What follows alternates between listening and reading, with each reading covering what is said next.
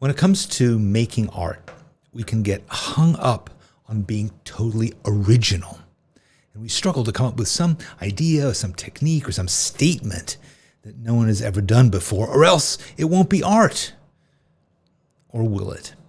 Let me tell you about a guy who never took an art class and who made art every day at his dining table.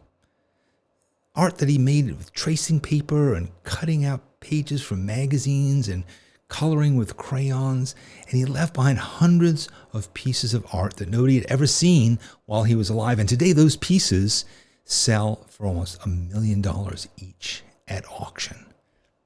But that's not the part that matters. Henry Darger was a Chicago janitor who came home every evening to work on a huge 15,000-page illustrated novel about a fantasy world that he'd invented. And he taught himself to make images by tracing and copying and collaging newspapers and coloring books just so that he could see that world in huge pages the size of his dining table. And night after night, he built that world because it was entirely his, a spectacular place full of obsession and drama and myth about an epic battle to protect children from the abuse that he himself had suffered. Abuse that he could never forget. And so he processed it through the art that he made each night. And then he died, and he left it all behind, unseen by anybody but him. And that's what he intended. On his deathbed, he told his landlord to throw it all out. But his landlord hesitated, and now his paintings have sold at auction for up to $800,000 a piece. It's crazy. So, are you making art that's unlike anything that's ever been made before? Are you working to revolutionize the art world, to blaze new trails, to be breathtakingly unique? Me neither. And I sometimes wonder if that means I'm not a real artist. The art world, the art business, has given us the impression that the things that we make have to be unlike anything that ever has been made before. That's what students are taught in art school, and their statements have to be breakthrough. They have to never be derivative or familiar in any way. And this conceit has led to so much contemporary art that's incomprehensible to normal humans.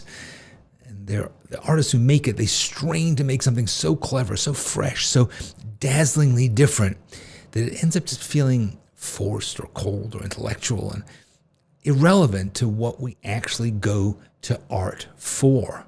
The fact is, familiarity is fine, and it's inevitable because everything has been thought of before. Every story idea, every art concept, it's existed before in some form.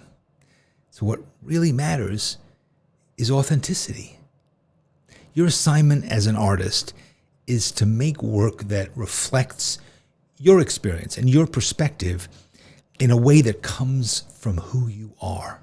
Art that's as unique as you are. It doesn't matter if you live in the middle of nowhere, Chicago, or if you've never done anything interesting with your life, if you've been a janitor. It doesn't matter if you live in a suburb full of cookie-cutter homes. The life you've lived in that home is special. The thoughts, the experiences, the pain, the challenges, the victories, they are yours alone.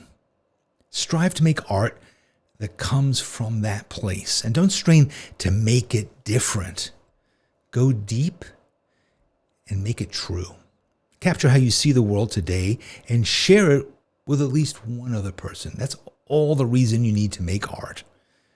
That unique perspective is your permission to be an artist, not because you draw well or you understand color mixing or you have lots of art supplies, but because you're creating magic that can cast a spell on someone and transport them to your place to share what you've felt and what you've learned about your little corner of the world. Your art can break down the barriers that exist between all of us as we sit locked in our heads. You can open a door. You can build a bridge that will get rid of this loneliness that we all feel.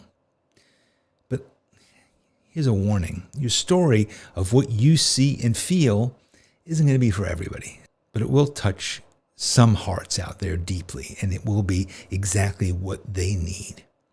And most importantly, it'll touch your heart. It'll be what you need to mend, to thrive, to cherish your corner of the universe. And that'll be the only trailblazing breakthrough that really matters. And if you doubt it, ask Henry Darger.